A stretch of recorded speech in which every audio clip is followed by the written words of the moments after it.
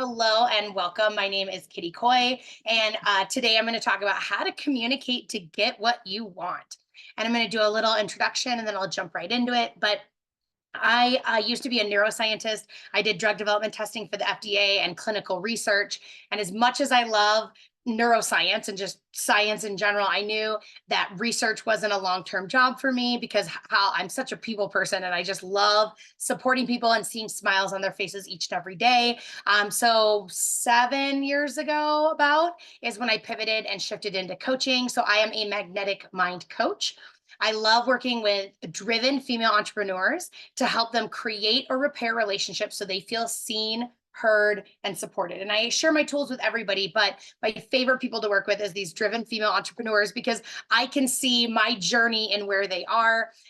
When I started being an entrepreneur, basically everything in my life that wasn't my business got pushed to the side. And then and then once I realized that, I spent the next few years cultivating that. That's why I love to support people on that journey because I just took it myself a few years ago.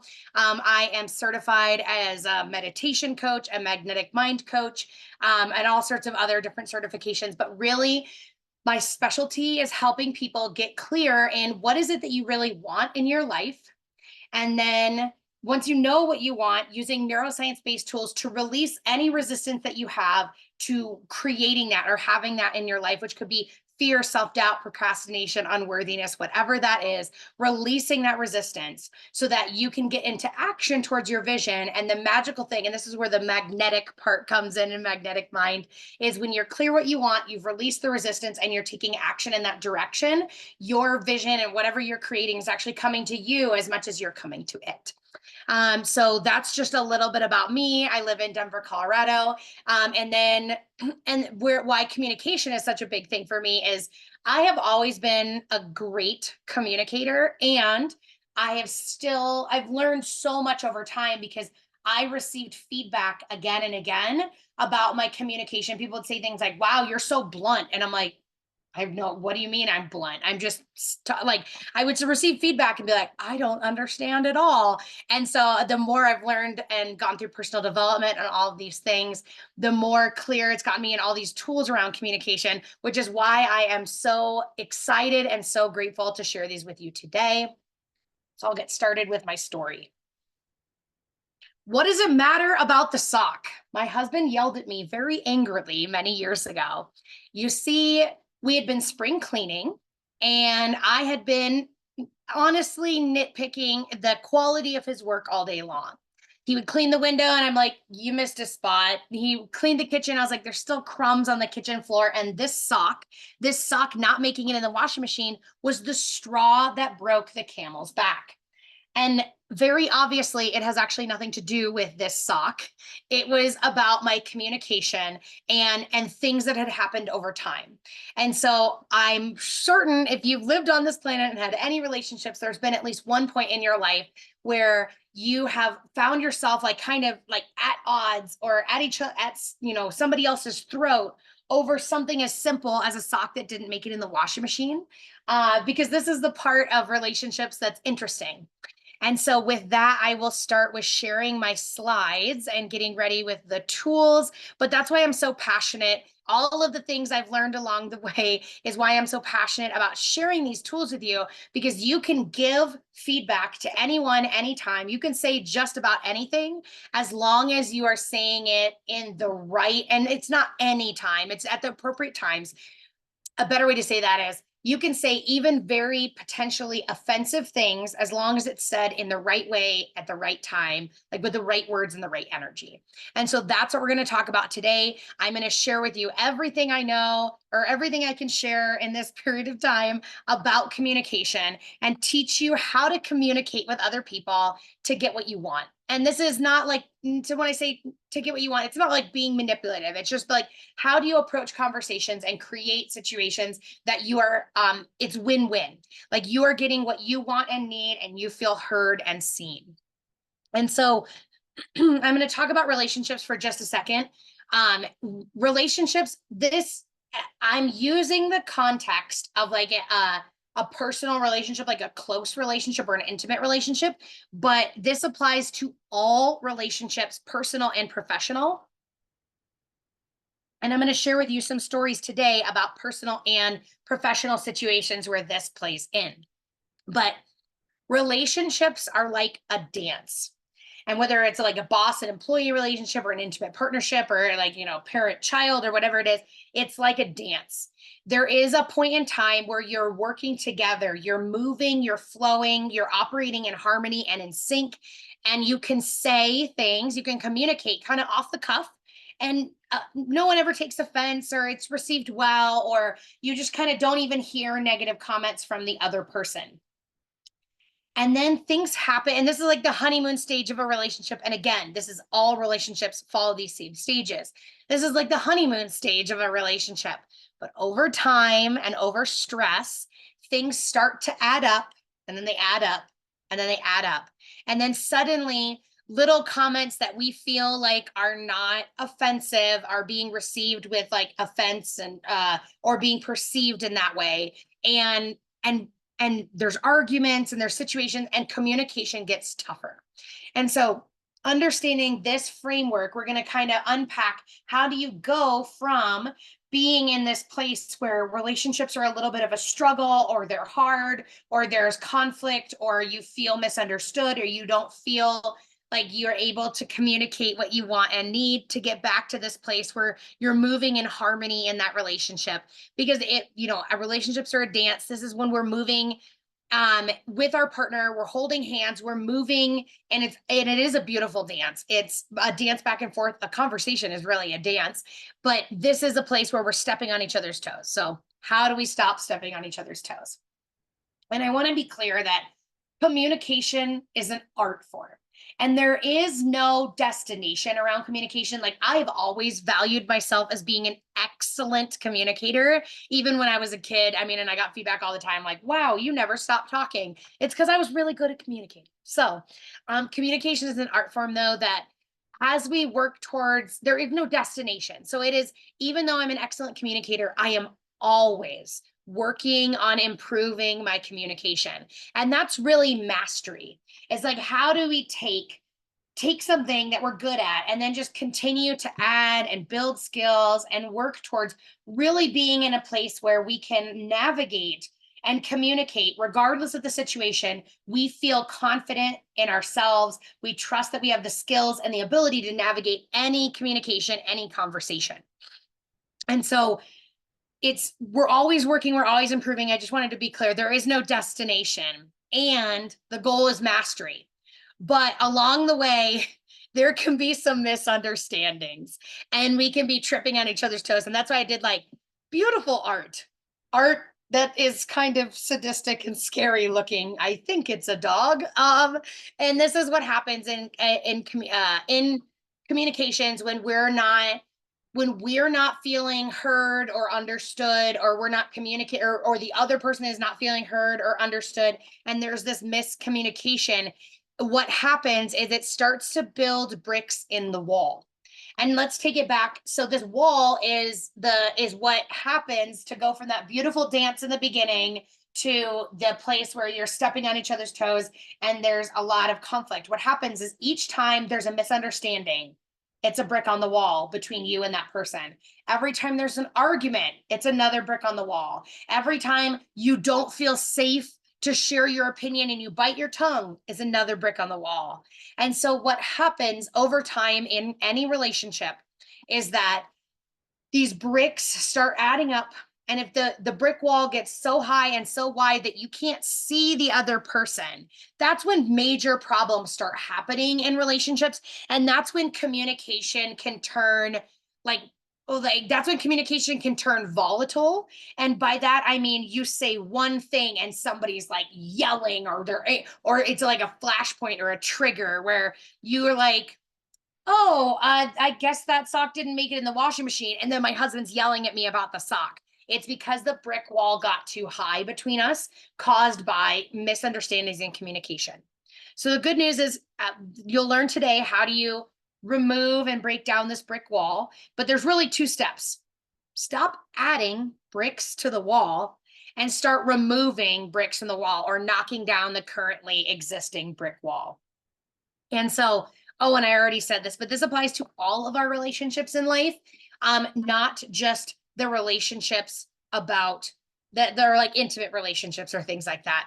And so I want to tell you some stories about where communication hasn't worked so well. And then we're going to break down in each of these stories what went wrong or what created this miscommunication.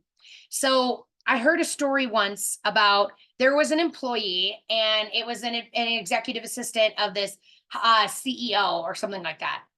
And they quit their job. And the HR, I learned this story from the HR representative when they were sharing it as an example. And the executive assistant was a great at her job. And it was two women that were working together, just to be clear. And they were really good at, she was good at her job. And so everybody was like, wait, why did you quit? Like, why? I'm so confused. So HR was helping this executive assistant unpack, well, why is it that you're quitting? And the first thing she said is, my boss doesn't like me. And knowing, like both sides of the story, getting feedback, the HR person was like, well, your boss has never said anything and never reported you. Like, you've gotten great marks on your performance reviews. Like, what makes you, so the HR person asked, what makes you think your boss doesn't like you? And the person said, well, she never says hello to me in the morning. She's never once asked how my weekend was. She just walks up, tells me what to do, and walks away. And, obviously she doesn't like me. And, I can't work here anymore. And the HR representative was like, well, what do you mean? She doesn't say hello, and that means she doesn't like you, and was unpacking this fact.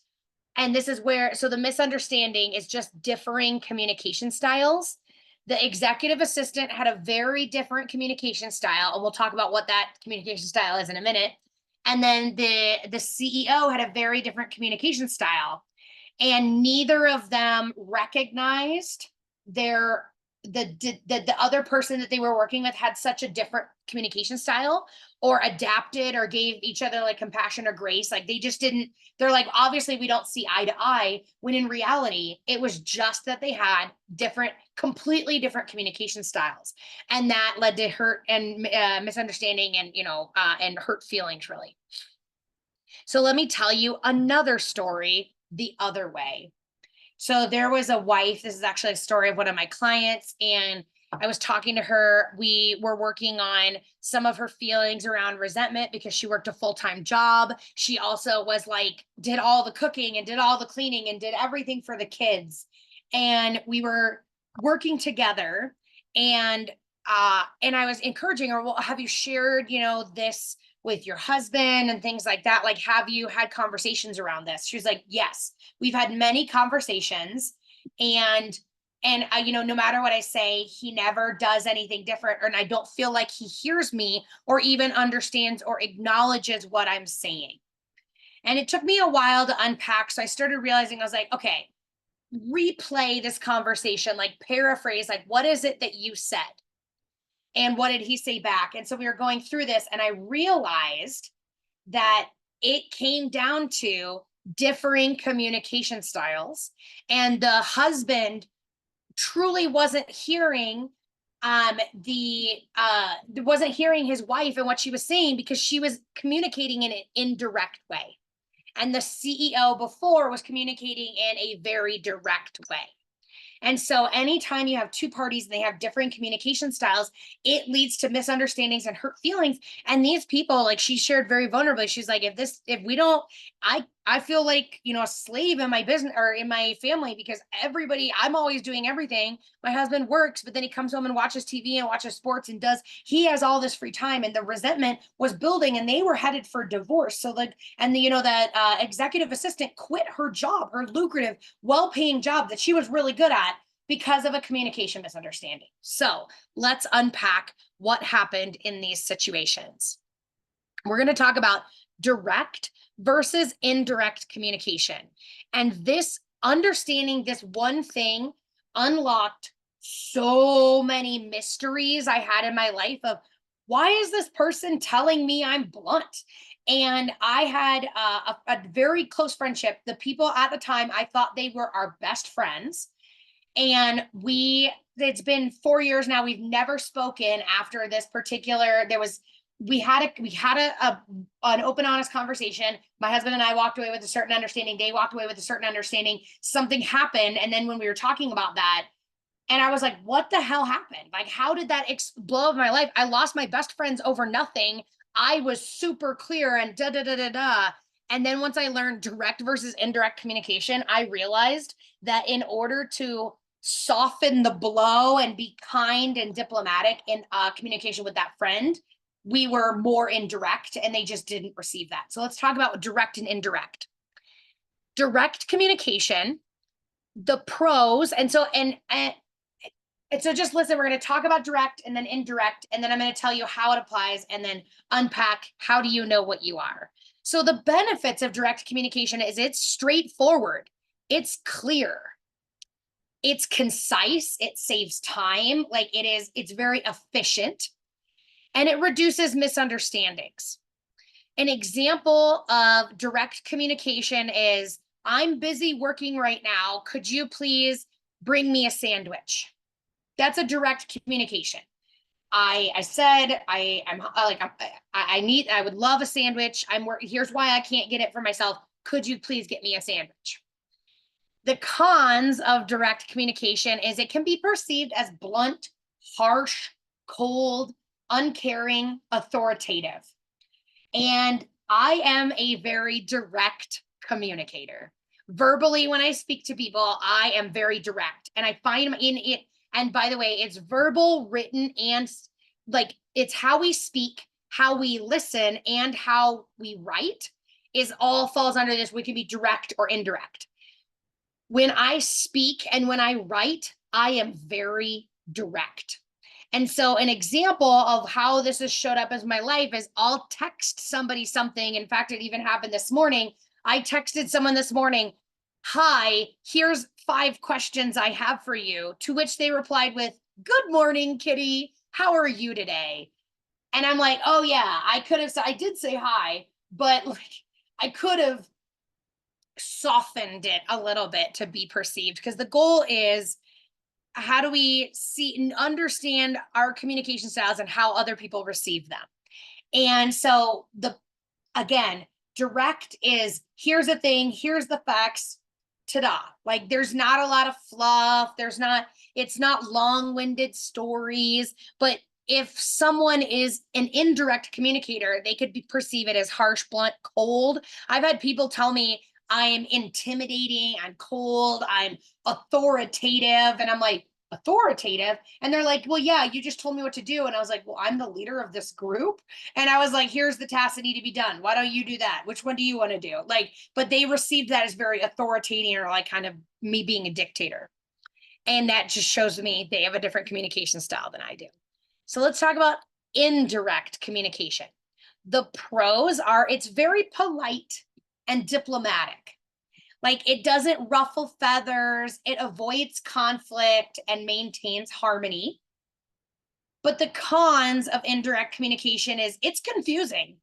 It leaves room for misinterpretation, and indirect communication relies on subtlety and hints, and it's really easy to miss those. So let's take, now that you know direct versus indirect, I'll go back to the story of the executive assistant and the CEO. The executive assistant was an indirect communicator, and the CEO was a direct communicator. And so the administrative assistant was receiving her as being very blunt and cold and harsh and authoritative. And now let's talk about the husband and the wife. The husband was a direct communicator and the wife was indirect.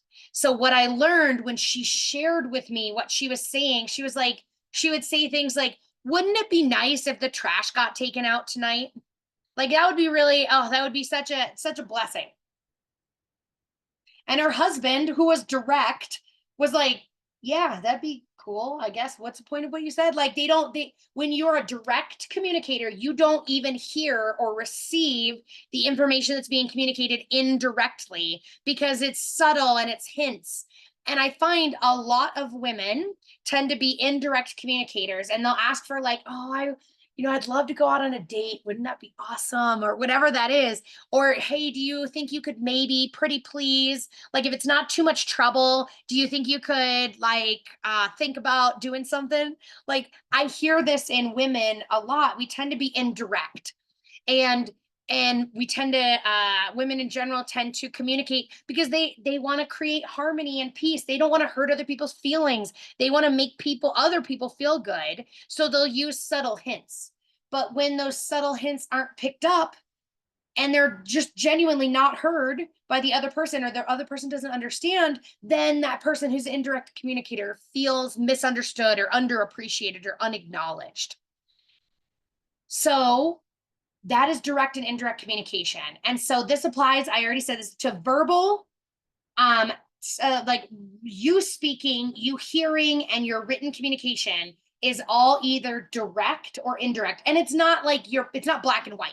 I am mostly direct, but there are some things where like I've noticed when I go to write an email, like if it's like a short communication, like a text or a question or whatever, I will often just be like, where's the thing? Hey, can you do that? I don't say, oh, how are you today? Like, and I don't soften it at all. But if I'm in certain situations, like when I'm inviting people to join like a webinar or a workshop in my business, I will write them a 7-paragraph email. And I've actually proofread those before. And I'm like, I talked about the workshop, but I never said, do you want to come? Because I was being indirect. So you can be direct or indirect in different situations. But I would encourage you right now to think about, what are your communication styles? Like in general, when you're speaking to other people, are you direct?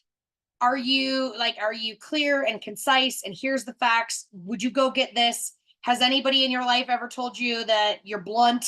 Or have you received feedback that what you said was like cold or whatnot?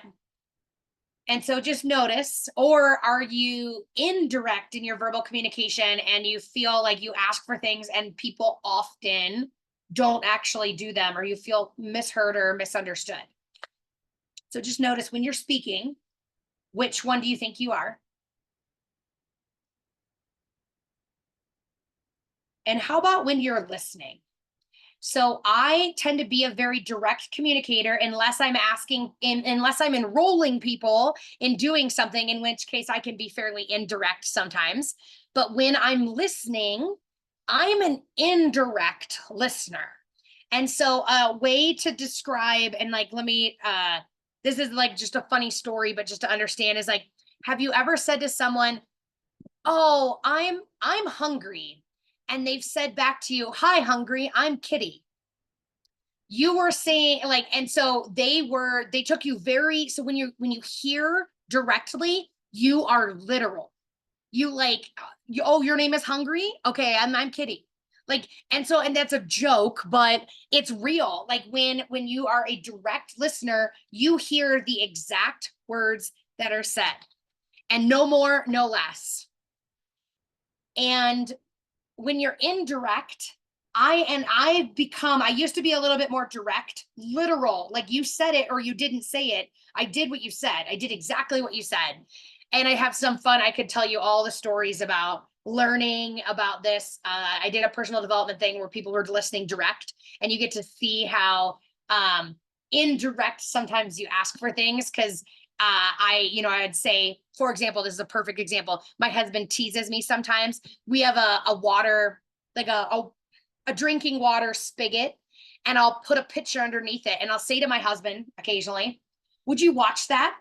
And he'll watch it and then watch me and just watch it overflow, because all I told him to do was watch it. I didn't tell him turn it off. I like watch it and turn it off when it's full.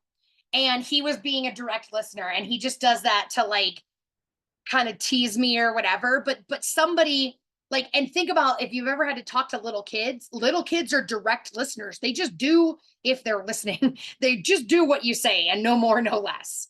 And so, and when you're listening, do you tend to be literal? Do you take interpretations literally and just do exactly what people say? Or like, do you hear if somebody says, oh, I'm so thirsty, would you show up with a glass of water to them? They're like, like, oh, you said you were thirsty, so I got you some water. Like, and so I would show up with the glass of water because I heard I'm an indirect listener. So just notice, what's your communication style when you're listening? Is it direct or indirect?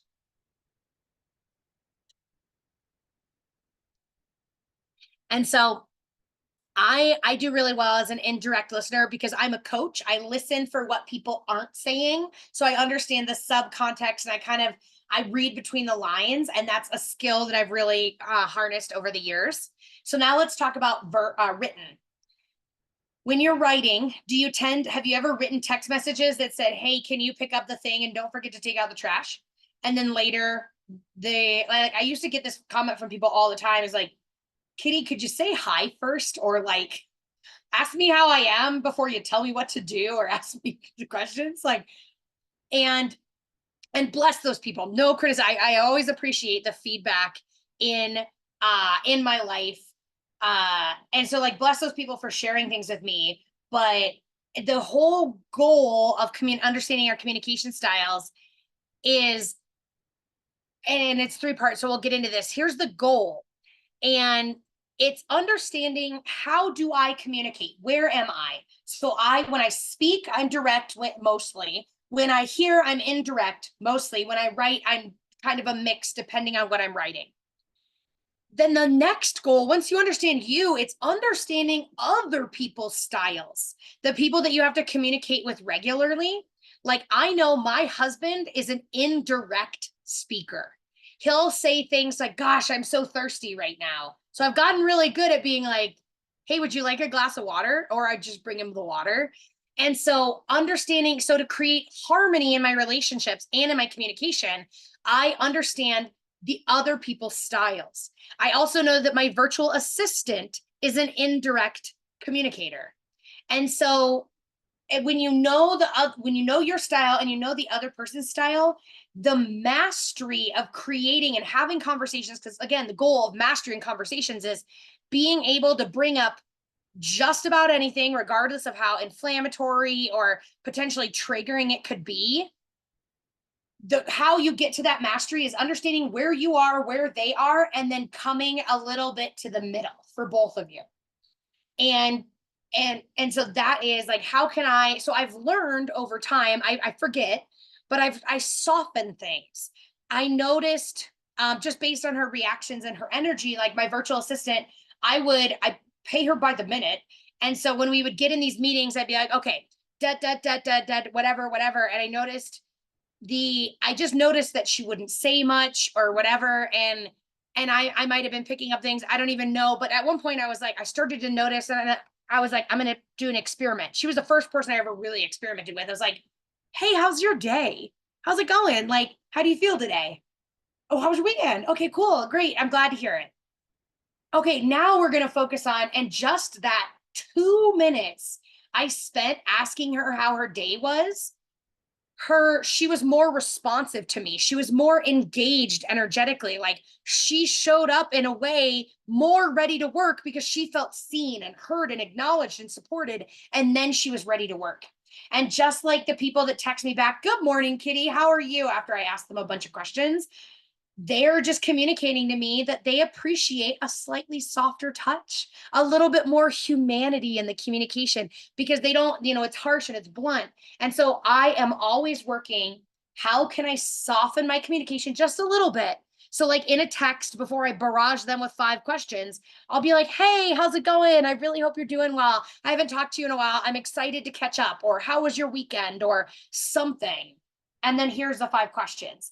And that softening, just coming to the middle just a little bit in my communication styles, has gotten much better responses. People want to help me. They want to do the things. They want to answer my questions. They want to show up there. It's easier for my VA to work, to be more engaged in our meetings. My husband feels more seen and appreciated because I'm adapting my communication style. So this is the goal, and this is why we're talking about it.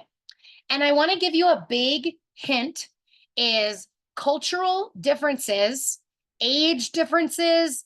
There's all sorts of things that apply in this situation, but culture is a big thing. Latin American cultures are very direct. They're also very close in your, because this applies, some of these things, can bleed through in body language and whatnot too. because body language is a form of communication. So there are certain cultures where they're like efficient. I need time, or I don't have time to deal with your emotions or whatever. I'm just going to say what it is and walk away. That's certain cultures. And then like the Japanese and some Asian cultures, it's actually just being direct communication is considered to be very offensive because you're not considering the other person's feelings first. You're not planning them in. So I just wanted to hint that when you're thinking about other people's communication styles, you might also think about the culture that they come from.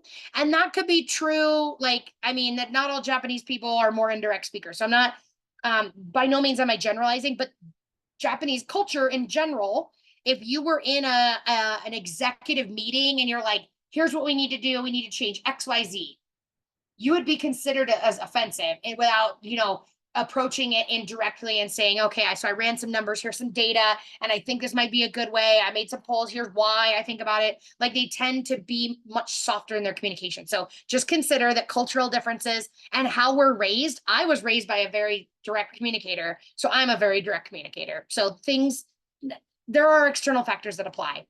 So now we're going to get into the meat of this presentation and give you the tips. So now that you understand, and actually before we get into this, I'm curious, just think about one time in your life where you had a conversation with somebody and you were like, what the hell just happened?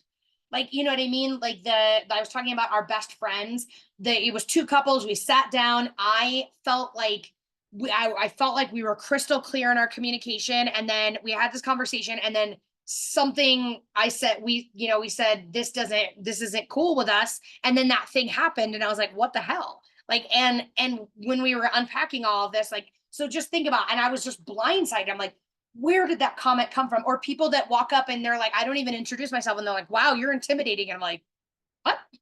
Like, so think about a time where you had a communication with somebody and you were just like blindsided, and just consider whether or not I would encourage you if you're interested in playing around with these ideas, using that as a little piece of homework in that one conversation that you were like blindsided or didn't know what happened, unpacking it and saying, well, was I communicating direct or indirect? Were they communicating direct or indirect? Could that have, added to the amount of misunderstanding? And something I want to share the last little bit before we move on is, we talked about cultural differences apply, age differences apply. Like in the South, they are much more indirect, where in the Northeast, much more direct in communication. And age differences apply too. And that's part of the reason why written communication can be received so poorly sometimes. Like, so if you have something difficult you want to say, you always say it in verbally, because you have body language and tone and inflection and all these other things that are playing into it, and not just when it's just writing and you have no context and things like that. That's why it's really really easy for people to take things really harshly and be like, wow, that was like, why are you going to be a jerk? Like, that was a rude thing to say. Because you don't have a lot of that context and things like that. So there's a lot more like the silent generation, like my grandmother, absolutely an indirect communicator, 100%. She wouldn't want to bother people with what she needs, where some of the younger generations are a little bit more direct. And so that has to do with a lot of misunderstandings around text messages and emails and things in multi-generational situations, which happens in the workplace, happens in our home life, all of that.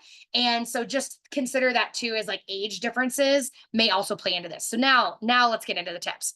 So tip number 1 for communication is sharing proactively. This is taking the time and the energy to share before like what's going on, because what can happen is, and like, let's just think, I'll tell you a little story. Imagine back to like the 5th grade or 3rd grade volcano where you build this paper mache. And if you've never done it, you've at least heard of it or know somebody who's done it. You paper mache volcano and you fill it with baking soda, and then you pour in and you fill it with baking soda, and you fill it with baking soda, and fill it with baking soda, and then you pour in the vinegar and it goes everywhere and it explodes. This is what happens to you with your emotions when you have needs that are not being met. is it builds, this needs not being met, and then this needs not being met, and this needs not being met, this needs not being met, and it takes just one thing and you explode. And that's how the sock situation happened. My husband had needs that were not being met, and so his emotions became volatile and explosive in that time. So I would encourage you to think about, what is one thing that you need to feel connected in your relationship? Just one thing you need. And hint, if you've never, if you don't know what it is off the top of your head, what's your love language? Because it's probably your love language. My love language is acts of service, quality time.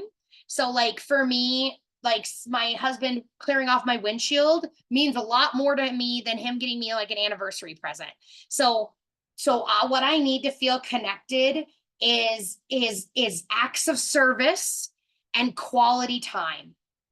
And I just want to, and then the rest of the sentence is this thing that you need to feel connected in a relationship,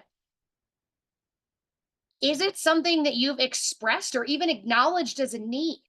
Before I did my love languages, I felt very like I have a lot of different friendships and relationships and things like that. And there were some people that I just felt like really spurned by. I was like, well, you're my friend, and when we're together, it's so good. But then you like, don't call me, whatever. And what I realized after I did my love language, I didn't feel like they were giving me enough quality time.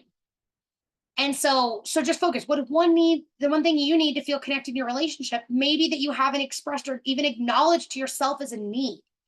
Because what happens, and that is, we expect people when we haven't acknowledged our needs, or maybe we know what they are, but we haven't expressed them in a way that person's received them, then we're expecting that other person to read our mind.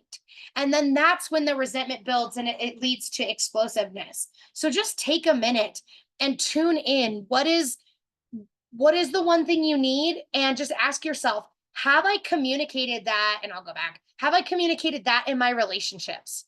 So there was a situation during COVID where I felt like I really got detached. I put a lot of effort into doing reach outs and check-ins on other people, and very few people checked on me, but the strong ones are whatever. It was like a philosophy. Very few people checked on me because I'm strong and I'm checking on them. And I noticed I started to feel resentful or all these things. And so I sat with it. And at the end, when the world started integrating back in, I got really clear, and I went to my relationships that I felt resentment in. And I just said, hey, I need like quality time and things with you to feel connected in our relationship. So like, I would just love, like, what if we could do like a dinner date once a quarter? So I see you at least 4 times a year, or, how can we do this? And so I approached that, and then also said, well, what do you need to feel connected in your relationship? And this is how you avoid the explosion. You get clear on what your needs were. I got clear that in order to like feel like you're my friend, I need to know that you're willing to spend quality time on me, and we need to maintain this quality time relationship. And I communicated very clearly to those people that I was feeling like they weren't showing up for me. And I just said, hey, like, I would love to spend more time with you. What do you? And so that was my communication, my share. And I said, what do you need to feel connected in our relationship? Like, do you want to feel connected in our relationship? Like, what do you want? And I maybe said those questions in a different order, but you can navigate whatever works for you in the best order. Because I think what I did first is ask them, like, hey, do you want to feel and be more connected in our relationship? And then when they said, oh yeah, I love you, Kitty, or whatever. And I'm like, great, well, I need more quality time. What do you need? And we found a win-win way to create that. So this is how you avoid the explosion. So tip number 1 is sharing proactively, tuning in, what are your needs, and then communicating them to the other person. And it's important to create a safe space to communicate regularly. This applies to the relationships that we spend the most time in. Maybe not the friend that we see once a quarter. These are the people that we have, maybe we work with them, or maybe it's our parents or our children or our brothers and sisters or our intimate partners, the people that we're the most connected to, creating a safe space where we can regularly share.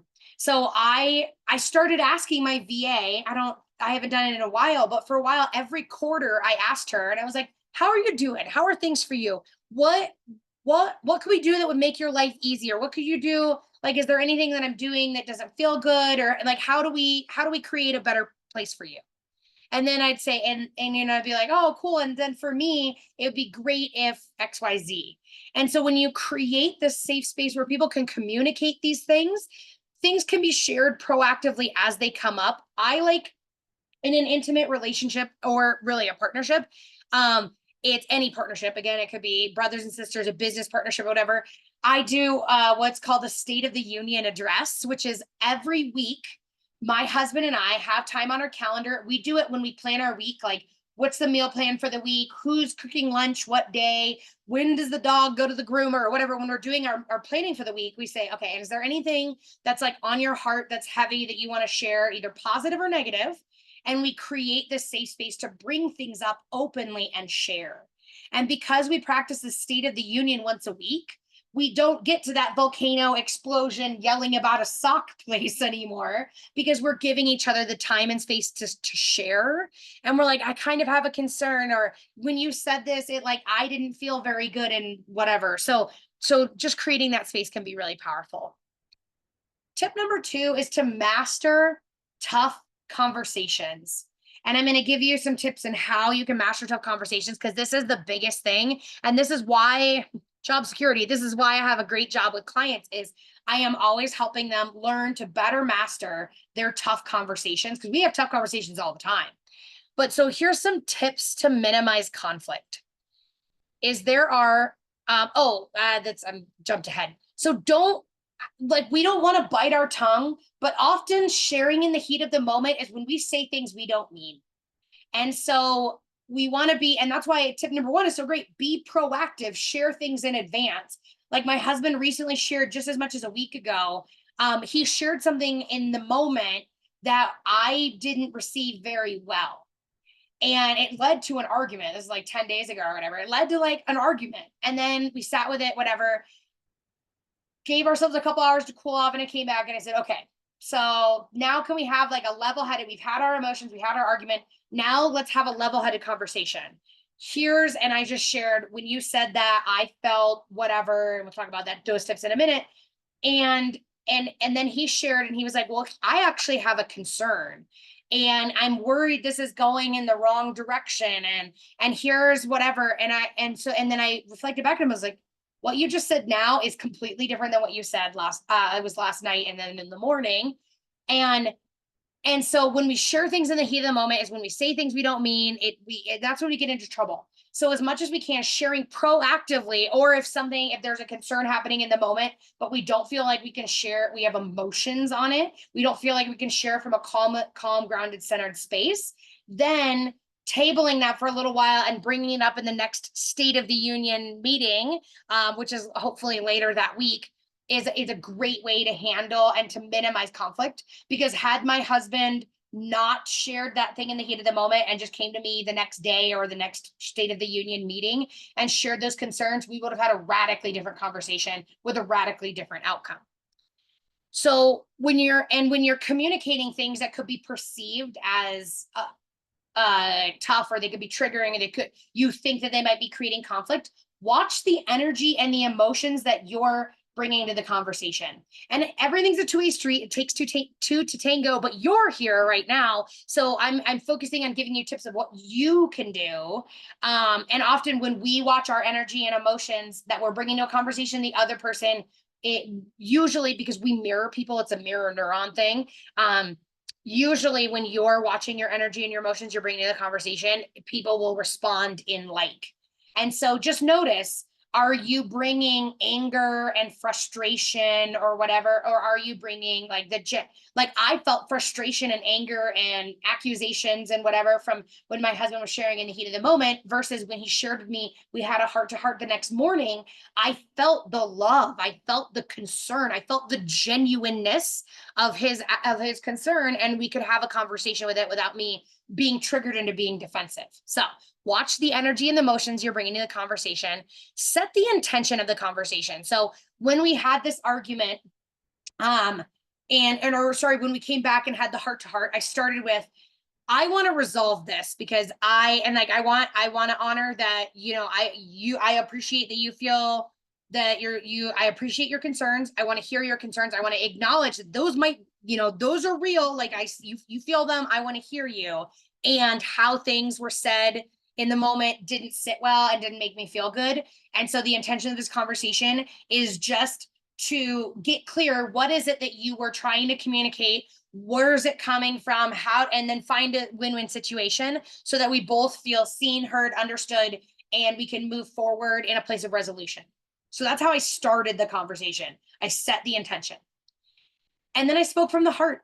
And that's like tuning in. I always think about, it's like, how could I think when I'm speaking from the heart, I think about taking a golden white ball of light from my head, which is where we live most of the time. And like, what if I could just guide that ball of light into my heart, or I'll put my hands on my heart, or sometimes I don't know if you notice, sometimes I'll close my eyes and talk. And I'm literally speaking from my heart when I'm doing that. And so set the intention, speak from your heart, and understand and meet the communication and conflict styles of that person as much as you can. So if I had come in with directness to my husband's an indirect communicator, I'm direct. If I hadn't softened how I was saying things just a little bit, I was still very clear. I was still very straightforward. And I softened it just a little bit with the intention of the conversation. I said how I set the intention instead of the intention is to fix what's broken from last night. Like that's a way to set an intention that's very direct and can be perceived as very offensive. But I already told you kind of like I ad-libbed about what I said. And so I met the person in their communication and their conflict styles. So we're going to talk about there's different conflict styles. And this is something you can Google. I'm not going to go too deeply into this because I could write I actually have another free webinar I do called how to stop conflict in your relationships. But there's 5 different styles of conflict, and they're like, some are more or less effective. So avoidance is avoiding and like running away. It's the flight. It's like there is a conflict, I'm gonna run away. I'm not gonna like do that. And then competition is like there's some sort of conflict, but you're like trying to be right.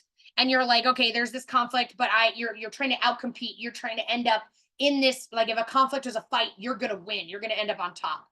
Accommodation is the other way, is where you're like, your focus is, I'm going to let the other person win. I'm going to put my needs to the side and I'm just going to focus on what they need, even if I feel unheard or unappreciated. And then there's compromise, which most people think about compromise as win-win, but I think compromise is lose-lose because neither party is getting what they want or need, but there's some middle ground. And then the most but at least both people feel pretty good. Like both people feel honored, and that's why it's more effective than the other 3 styles. And then the 5th style is collaboration. This is, okay, you need X, I need Y. Let's sit down and brainstorm 100 ways that we could both get X and Y. And that's truly creating win-win situations instead of compromising, which is like, well, you want to live at the mountains and I want to live on the beach. So I guess we'll just stay here in the farmland. Neither person wins. Collaboration would say, where can we live that is the mountains and the beach? So I just wanted to give you an example for those things. So understanding people's different conflict styles can be really important. And then different conflict behavior responses. So this one's really interesting, reactions. So there's 4 different types of reactions: passive, assertive, passive aggressive, and aggressive. Those are the 4 different responses. And then there's needs and reaction, and needs in conflict and how it works with us. And so like the big 2 I can think of, because these are my husband and I's conflict styles, is talk now or walk away and think about it, calm down, talk about it later. And before we understood our conflict styles, we had our conflicts created conflict, because for me, I'm like, I need to talk it out. I can't walk away. I can't stop this, because if we walk away and cool off, I start bubbling over because now I'm in my head about it and I'm like villainizing the other person. And it's like, I'm slowly pouring every minute we're not working it out. I'm just pouring gasoline on this fire. So when we come back, I come back with claws and I'm even more angry after a break. So that's like the talk now, because I feel like my needs aren't being met. And then I'm like kind of alone in my head. And again, I start blowing it out of proportion and whatnot. And that was the conflict style I saw in my home growing up. My husband is walk away and think about it. And before we understood this, and so we need to like have a conversation and talk about some things. And then he needs to like go process and maybe go on a walk or go to a different room or go be alone and think about it for 15 minutes and come back. And then he's cooled down and I'm flamed up. And so we had this whole thing for years until we figured this out is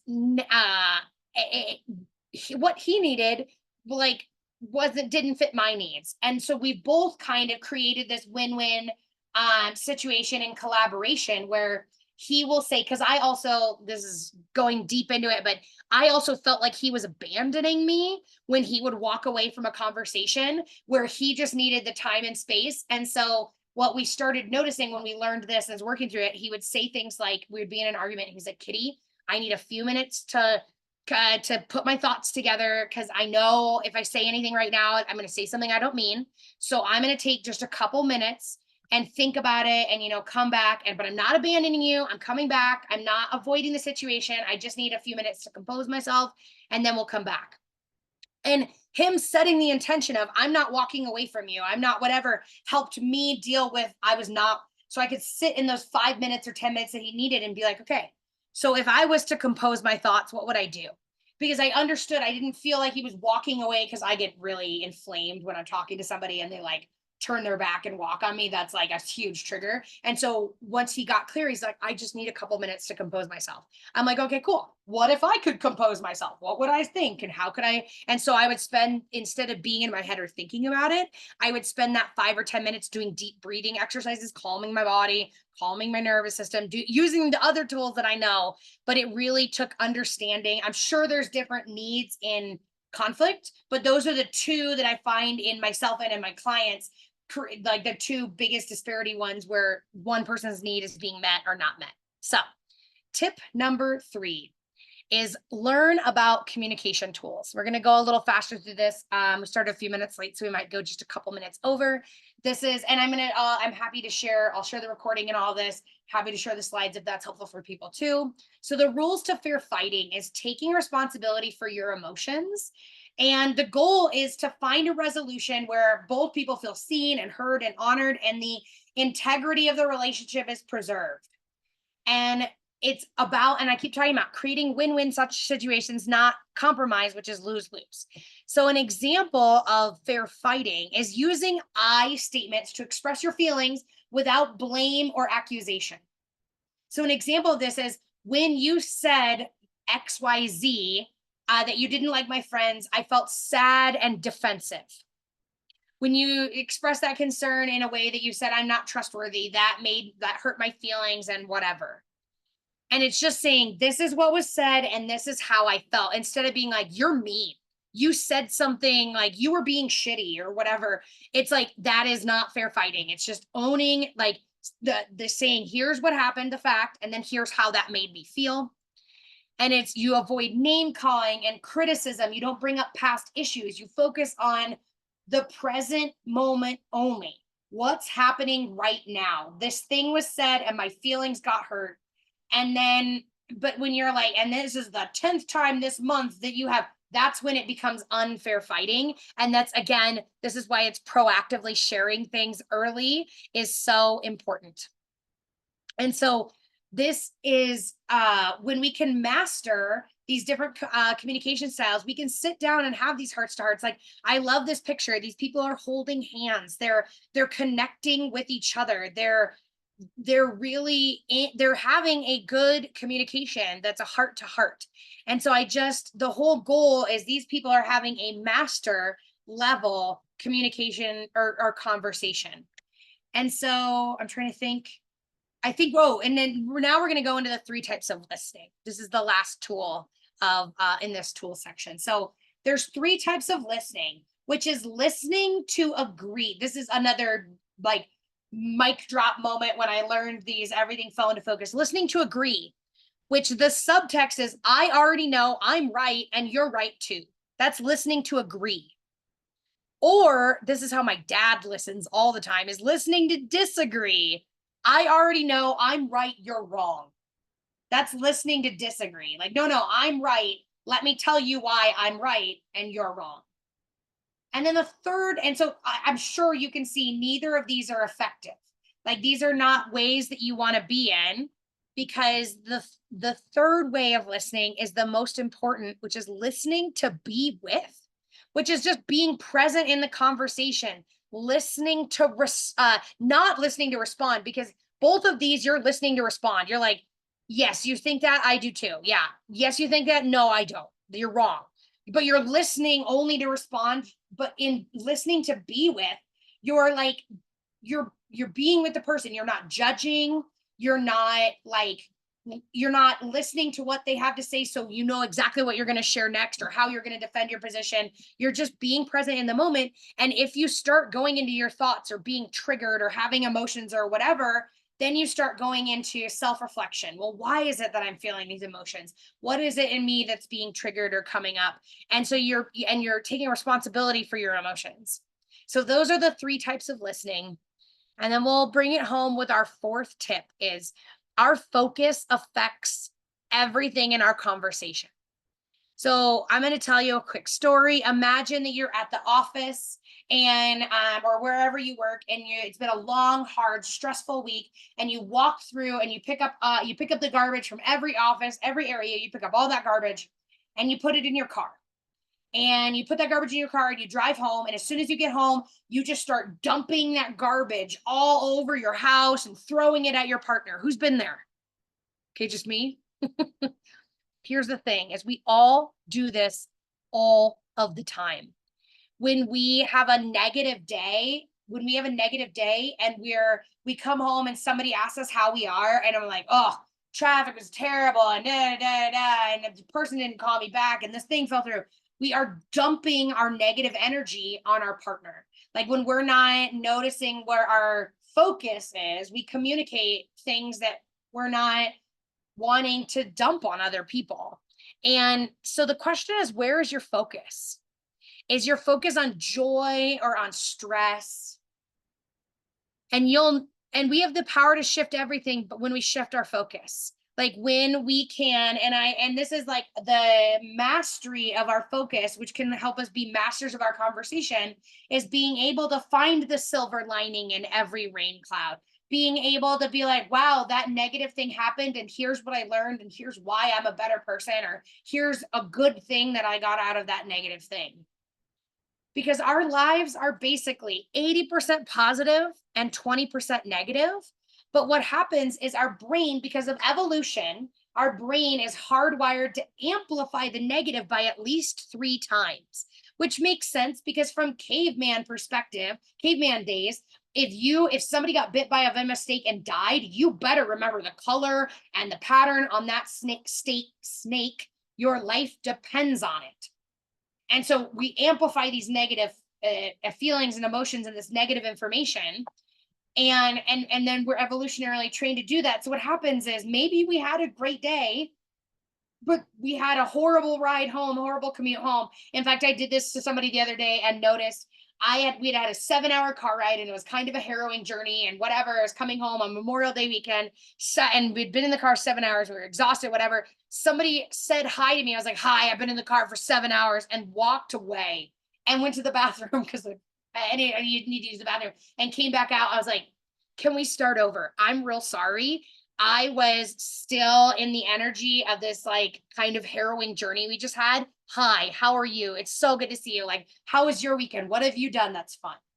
But even a master of communication like myself, it's easy to get stuck in the negative and we amplify it. But we can, there's a cost. Like I walked up and just dumped on that person accidentally. And so the question, just a reflection, is when the last time somebody asked you, how was your day? Somebody close to you that you would actually share the truth. When somebody was close to you, how was your day? Did you start with all of the negative things that happened to you? That's what we tend to do in our cultures. We just start dumping on other people. Or did you start with, oh, well, like I had a great lunch, I got outside for a few minutes, regardless of how bad our day is. We can always find these little bits of joy. And I want to acknowledge our life is not all sunshine and rainbows and puppy dogs. Like bad things and hard things happen. But the point is, and the habit I'm encouraging you to cultivate is being able to share your joy first instead of walking in and dumping on the people around you, all the negative things. Could you share either a gratitude for that person, a gratitude for the day? Could you share something positive and shine light first? Because if when we're not doing that, we're using our partners, our people, our employees, our loved ones as punching bags. We're dumping this garbage on them, and they can sometimes feel like they've been a punching bag. And so we don't want to do this. Punching bags add more bricks to the wall. And so if you are, because the real cost is just more and more and more bricks on the wall, more and more difficult communication, more and more struggles in our communication.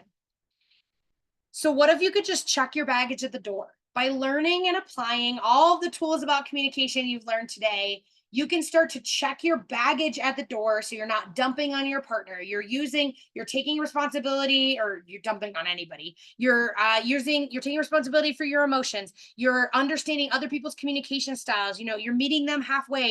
You're creating these positive situations. When you can check your baggage at the door, you actually and find the joy first, even on the worst possible day you can imagine, being able to find one good thing and sharing with somebody first, you are actually creating a positive impact. So your homework, should you choose to accept it, I just have a thing is just find the joy.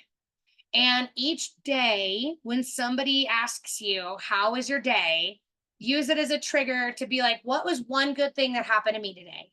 Or maybe it's when you eat with somebody, or maybe when you're talking to somebody, you share a good thing first. Because when we can light up inside of us and we can share from this place of joy, even when we need to talk about tough things, even when we have these hard conversations, we are sharing and we are sharing our light, which is spreading that joy and light to others. And that is truly how we're creating this impact and this ripple effect of sharing joy in the world. And I hope that you are ready to start tearing down the walls in your relationships. Again, intimate relationships, professional relationships, friendships, it's all the same. We can all have walls built between us. And if you're ready to start knocking them down, I would love to support you in this, because I have given you everything I possibly could and I mean, it's been a whole hour. So I've given you everything I possibly could in this time. And I could literally talk. When I wrote this, I had to cut out 90% of what I was going to share, because I could talk for 24 hours straight about communication and how that impacts our relationships and what we can do, and all of these different trainings and tools that I have. So I'd give you everything I possibly could in this time. And I want to honor communication can be very challenging. When we have a brick wall built, it can be really tough to approach those conversations with people. So I would love to extend and offer my support. Feel free to take me up on a free 45-minute coaching call. And so, like, if you know that you're not on the same page as, like, think about a person in your life that you have miscommunication with. If you know you're not on the same page as that person, heck, sometimes you're not even in the same book. If you're sick of fighting and you just want to be in a place of more love and joy and connection in that relationship, if you just want more ease and mastery in your communication, please, please, please take me up on my offer for a free 45-minute coaching call. And in this, in this call, I'm going to give you tips that you can employ immediately, like things you can do today to create more connection and minimize conflict and improve your communication in whatever relationship we're talking about. Tools you can use today. But we're also going to create a roadmap moving forward. What are some of the things you can do moving forward that's going to really support you in being a master communicator? And so I'll pop this link in the chat now, or in just a second. It's ubu.as.me/reconnection session. That's where you can get a hold of my calendar to book a 45-minute call. And so please, please, please take me up on this opportunity. I love supporting people. It is why I wake up every day. So don't miss this opportunity to feel seen, heard, and supported in your relationships, to feel seen and heard and empowered in your conversations, and help other people feel seen, heard, and supported as well. And if you have any questions, reach out. My email address is kittykoiko@gmail.com. I'm going to email you guys a recording of this. You'll have my email in just a second. But with that, does anybody have any questions? And if you do have a question and you prefer me to turn off the recording, just let me know and I'm happy to do so. Any questions?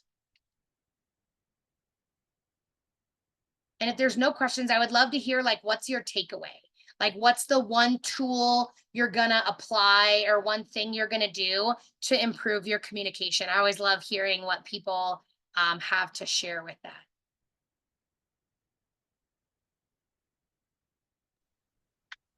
I guess just to consider people's styles. I'm not sure. I think I'm probably more direct, but I'm pretty balanced, I think, but I don't stop to think how other people are. Certainly, it doesn't hurt to stop and ponder that for a bit.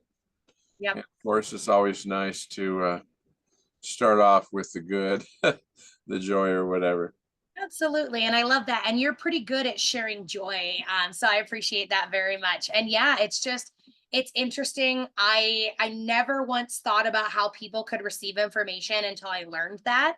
And then I was like, oh, it makes sense why everybody keeps telling me I'm so harsh in my communication or so blunt or whatever that is. So amazing. Thank you for sharing. Anybody else have any takeaways that they'd like to share? And you don't have to, it's all good. I just thought I'd ask. All right. Well, I got to go, but thank you Thank so you so much. much, John. I will see you later. Thank you All guys right. for joining me today. Or watching the recording, whatever it is. I appreciate each and every one of you, and take care, and I'll talk to you soon.